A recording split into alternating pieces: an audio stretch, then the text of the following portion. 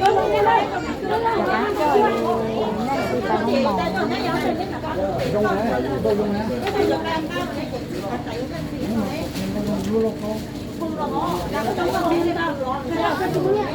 màu sư câu hỏi sáng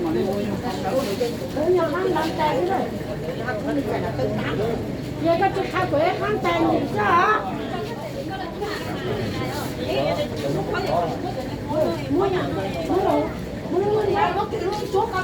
rồi chơi biết sớm là tại không màu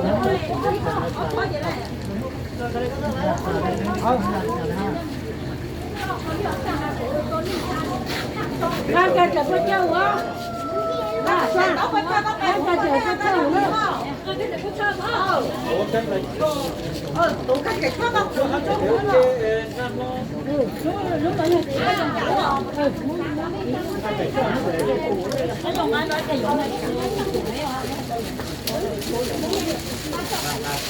Mấy lần đấy à?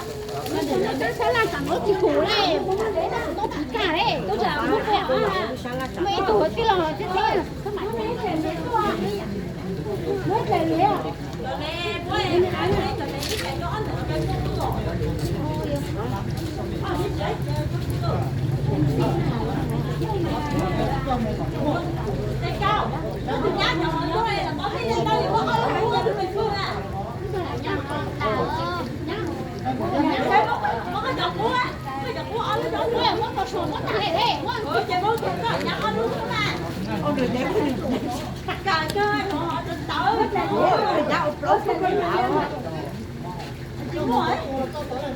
Ôi, cho kia con muốn à?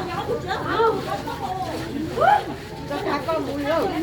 cái cho nên sư tại không màu nên sư cho lợi sáng nên À, cái lá cả này bác muốn là tí xin là trả được rồi.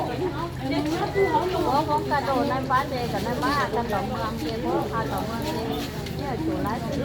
chỉ hơi cái ổn cho khẩu chính đâu ấy là con đóng tới tới lên một tháng lên từ từ là nó Đây mà có người ta sẽ không đâu cái gì nhỏ hút giá nè. Cái nào có thứ gì cả mất rồi ít từ nào có lên. chơi chạy giờ họ làm quân tới là chỉ nói cái cả là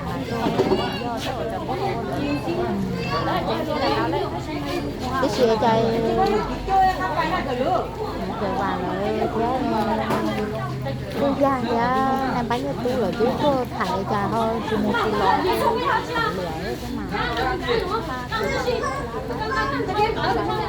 cái mà Tuần này nè, hồi tuần này là lúc chỉ tuần này nè, chỉ tuần này như chỉ phí, chỉ này là tuần này nè, chỉ phí thôi. Bây giờ hàng đầu mông xí mà, mông xí tuần cái mà chỉ ta nói, chỉ tuần này nó họ tôi tầm mò chứ. Rồi giờ dùng lẩu thế này, giờ tiền mình nhóc nè, có tiền tụi tiền không? Tại che vào cua là mới tóc sụt ta đi nè.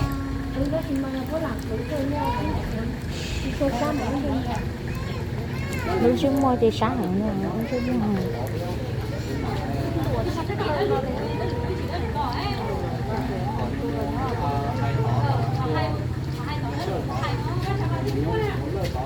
thế thì kia là nó mồi cũ mà chồng mình nhỏ chủ khu tốt kia lỡ na đây những chiều hu hết tốt cho toàn không màu lo chiều hu Ôi, chỉ có khu rồi, chỉ có tới nước tàu họ nè. trời ơi tên giờ lưới trở thành sai không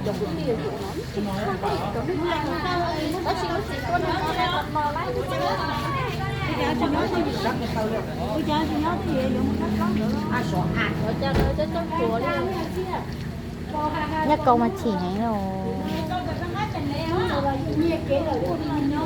Nhắc cầu cứ nhờ, nhắc cầu chỉ bố mùi mua xã khâu khá một chỗ ở chỗ thì nhắc cầu xả là nhắc một ra nè ha.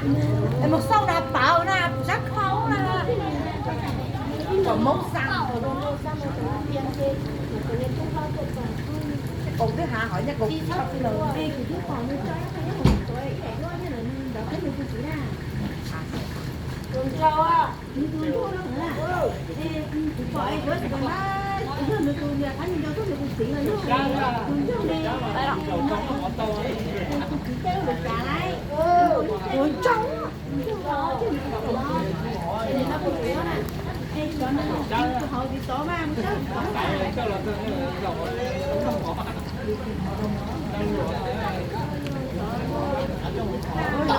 这种了好加料。